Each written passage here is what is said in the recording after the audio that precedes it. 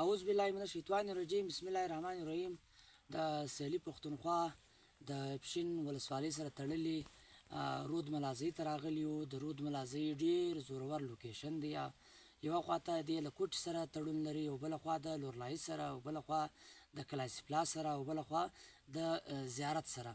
ډېر ښکلا پکښې ده. دلته بوټي شته، اوبه شکې دي یا غټې غټې درختې سیبان چې دي ډېر زیات کرونده چې دغه کږي. موږ رود په رود ملازۍ کې موږ راغلي یو سورغونډ ته. بلې زموږ ملګری خوږ ملګری سیاسي فکري دوست جمال افغان سره موجوده یو. پر دې باندې خبره کوو چې په سورغونډ کې ډېر زورور دلته سیبان شته. خلک دا وایي چې د محکومو قومو زراعت چې وي زرعي خلک چې وي هغه مزدران هم وي. مزدران څرنګه وي چې دوی دلته د مزدور په توګه کار کوي، اوبه لري، شپې سبا کوي او بیا چې سیبان ورسېږي بیا د یو استعماري منډۍ ته لېږي او په هغه منډۍ کې دته هېڅ ګټه نه وي. نو په دا والا باندې د جمال افغان سره خبره کوو. جمال صاحب تاسو راغلاست وایو. مننه رفیع پښتون. جمال صاحب ته دا راته ووایه چې زموږ د پښتون افغان د سهیلي پښتونخوا کې سیب ډېر زیات خلک چې دي د لې کري او سیب ډېر زیات شته، خاص کر په رود ملازۍ کې او په سورغونډ کې ډېر ښایسته او د ډېر معیاري سیب دي.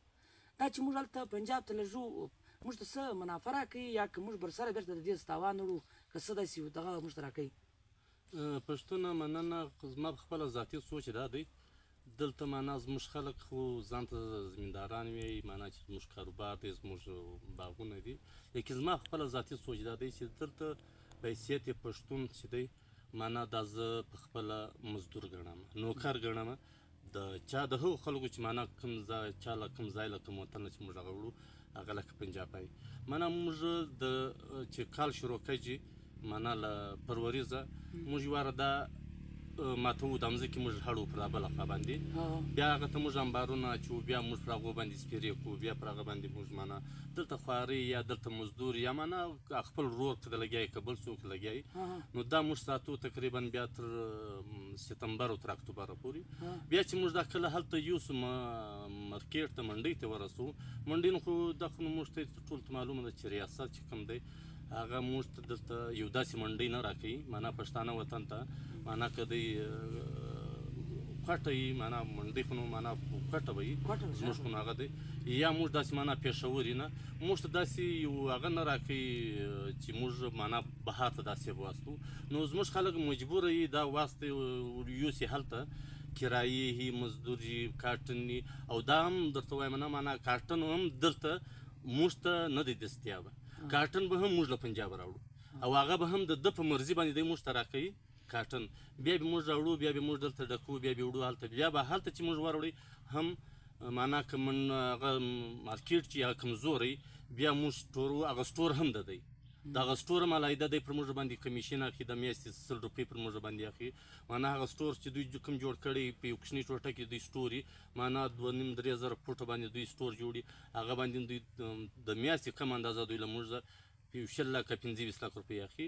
نو زه ما خپل ذاتي سوچ دا دی چې معنا پښتون چې دی دلته بحیثیت یو مزدور کار کوي د پنجابي دپاره.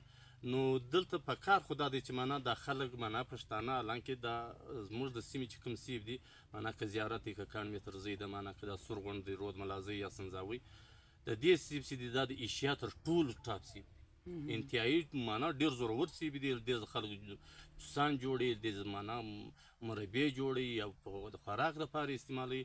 لیکن موږ چې لګیا یو زه په خپله دا وایم چې موږ په هره طبقه کې خالصه سیب نه په هره واله باندې موږ د پنجابي مزدوران یو، موږ دغه دپاره خوارۍ کاږو کال او ګټه چې ده او دا یې په مفته کې وړو ورسوي هم د ګاډۍ هغه موږ ورکوو کرایه موږ ورکوو د کریټ کارټن چې کوم دی یا کریټ دی د هغه پیسې هم هغه کې هم د خپله حصه یي په سټور کې هم د خپله حصه یي بس دی تیار ورته ناست دی پښتون ورته لګیا دی د دپاره مزدوري کوي ګت کال بس د هر ژوند یې پرېښی د دپاره چې دی دا مزدوري کوي. زموږ یو پښتانه لیکوال یو ډېر زورور لیک کړی و هغه لیک بیا زه له تا سره شریک کړم. دی دا وایي چې مثال کې د محکومو کوم په پاکستان کې خاص کر د محکومو کوم زراعت چې دی د هغو خلک چې دي مزدران دي. بیا دغسې که ته د پنجاب په زمینداران وګورې مثال کې جمال افغان په پنجاب کې زمیندار دی، دوی به جاګیردار هم وي دوی په دې ریاست کې هم برخه لري، په ملیټري کې، په بیروکراسي کې، او دته دا سبسډي سم میلاوږي د کات په شکل، د نور شیانو په شکل. او بله خبر دا ده چې د دریای سیند اوبه چې دي دا روانې دي، دا نیرونه ورته جوړ کړي دي، بیراجونه ورته جوړ کړي دي، دا اوبه چې دي دوی له ورسېږي.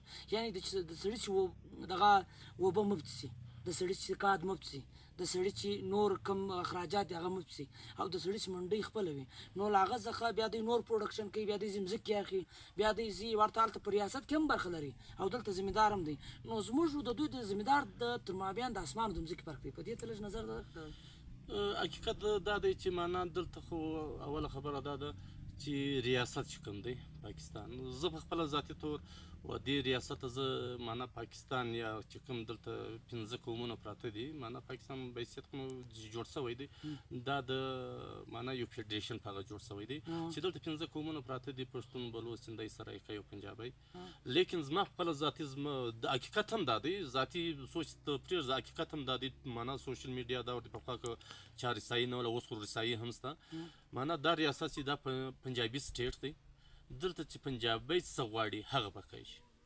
دا د معنا حقیقت هم دغه دی. خلکو په کار چې دا ومني، او پښتانه په کار چې په دې باندې سوچ هم وکړي، یار چې زه به تر څو پورې معنا زه د بل دپاره دا معنا اوس زما کور دی، معنا دغه غټ کور دی، غټه فیملي ده، دا ټوټل موږ ګډ کال لګیا یو، ورته خوشحاله هم یو. معنا موږ داسې معنا چې معنا موږ باغ دی ډک دی، 2.5-3 زره کریټه کوي، نو به 100 سیب را جوړوي. لیکن دغه سوچ نه کوي چې یاره په دغه 2.5-3 زره کریټه کې تا ته تر ډېره ګټه حاصله یې، که هغه چې کوم چا دې تر وړي هغه منډۍ له هغه ډېره ګټه حاصله یې. نو موږ زه خپله معنا دا پښتانه چې دي زه خو غلامان ګڼم چې موږ غلامان یو. نو ښکاره خبره ده غلامان یو چې موږ معاشي طور غلام یو. نو جمال افغان صاحب ډېره زیاته مننه دا و جمال افغان چې له تاسو سره خپل سیاسي، تنقیدي او فکري خپل خیالات چې وو او عملي طور یې دا کار لیدلی دی له تاسو سره شیر کړو. ډېره زیاته مننه کوم ودان.